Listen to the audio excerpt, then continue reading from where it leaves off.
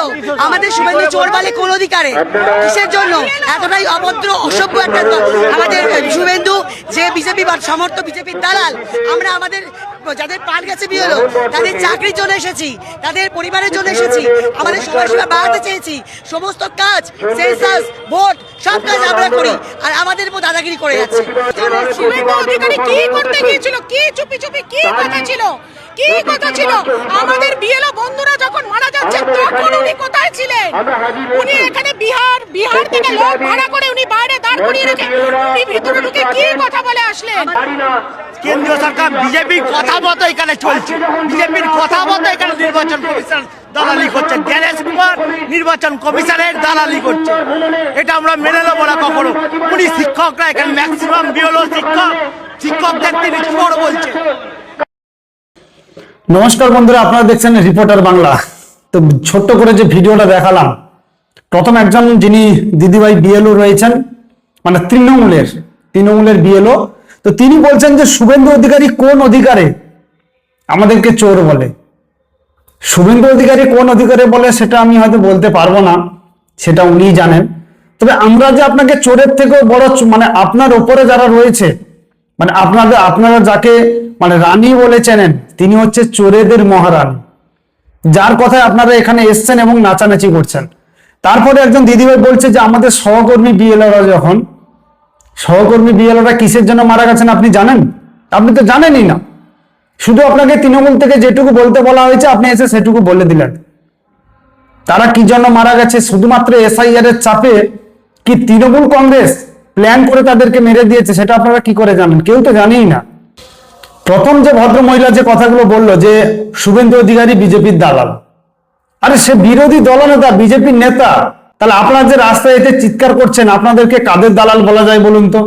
আপনারা নিজেরা যদি এই ভিডিওটা যদি আপনাদের চোখে পড়ে, বা যারা এই ভিডিওটা দেখছেন, অন্তত এইটুকু বলে যাবেন যে প্রথম দুজন মহিলা এবং তারপরে একজন পুরুষ মানুষ, তিনি বিএলও, তিনি, তার মুখ দেখে আমার যেটুকু মনে হলো যে তার বিন্দুমাত্র বলার ইচ্ছা নেই, কিন্তু তাকে যেহেতু জোর করে পাঠানো হয়েছে তাই তিনি পুরো মুখস্থ করে এসছেন, সেভাবেই তিনি বলে দিলেন।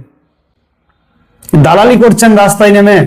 যখন নির্বাচন কমিশন একটা প্রক্রিয়া শুরু করেছে, এসআইআর প্রক্রিয়া, এবং সেখানে প্রত্যেকটা মানুষ চাইছে যে ভারতবর্ষে যারা অনুপ্রবেশকারী রয়েছে, যারা ভুয়ো ভোটার, মৃত ভোটার রয়েছে, তাদেরকে বাদ দিয়ে আমরা সুষ্ঠুভাবে প্রত্যেকটা রাজ্যে যেন যখনই নির্বাচন হবে যেন কোনো ফলস ভোটার না থাকে। কিন্তু তৃণমূল কংগ্রেস জানে যে আমাদের 50% বেশি হচ্ছে ফলস ভোটার। তা আমরা যদি এই মুহূর্তে এই এসআইআর প্রক্রিয়াকে না আটকাতে পারি, তাহলে বিহারের মতো পরিস্থিতি হবে। তো এসআইআর প্রক্রিয়াকে আটকানোর জন্য তারা বিভিন্ন রকম রাস্তা খুঁজছে, কিন্তু কোনোভাবে পাচ্ছে না। আমি আপনাদের জানিয়ে রাখি, লাস্ট 14 বছরে মমতা ব্যানার্জি যখনই বলেছে আমি এই জিনিস মানি না, পরে তিনি মেনেছেন, আমি এই আইন মানি না, পরে তিনি মেনেছেন, এবং এটাও বলেছেন যে আমি এই জিনিসকে করতে দেব না, সেটাও তিনি নিজের থেকে করতে দিয়েছেন। তার কারণ তিনি জানেন যে এগুলো আটকানোর ক্ষমতা আমার কোনোদিনও নেই, আর ভবিষ্যতেও হবে না। আমার চিৎকার করাটাই সার, এটা মমতা বন্দ্যোপাধ্যায় ভালো করে জানেন। তো যারা তৃণমূলপন্থী বিএলও যারা রাস্তায় নেমেছেন, বহুদিন ধরে চিৎকার করছে, কিন্তু কাজের কাজ কিচ্ছু হচ্ছে না।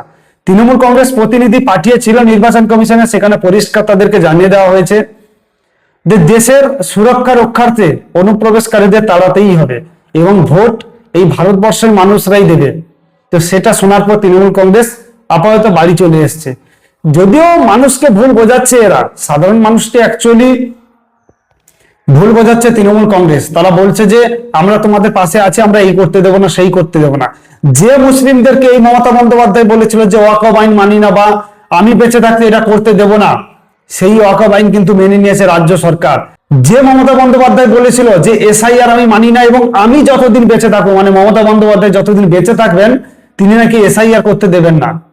বেঁচে থাকতে থাকতে আপনাকে দেখে যেতে হবে, এটুকু আপনি মাথায় রাখবেন।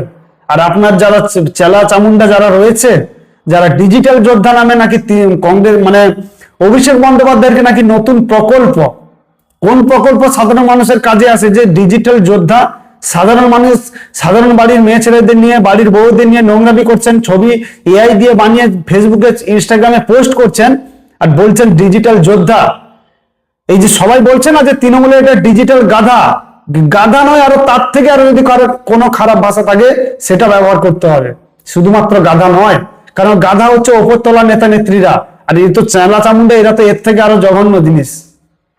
তো এটাই আপনাদের দেখানো যে যারা ভিডিওটা দেখছেন আপনাদের মতো করে কমেন্ট করবেন এবং বলে যাবেন এই যে তৃণমূলপন্থী বিএলওর রাস্তায় নেমেছে এবং এদের আক্ষেপ হচ্ছে শুভেন্দু অধিকারী কেন এদেরকে চোর বলেছে। শুভেন্দু অধিকারী বলেছে কি বলেনি সেটা আমি জানি না, তবে আমি আপনাদেরকে চোরের থেকেও যদি বড় কিছু থাকে সেটা আমি বলতে চাই। তো কি হতে পারে আপনারা অবশ্যই কমেন্ট করে বলে যাবেন।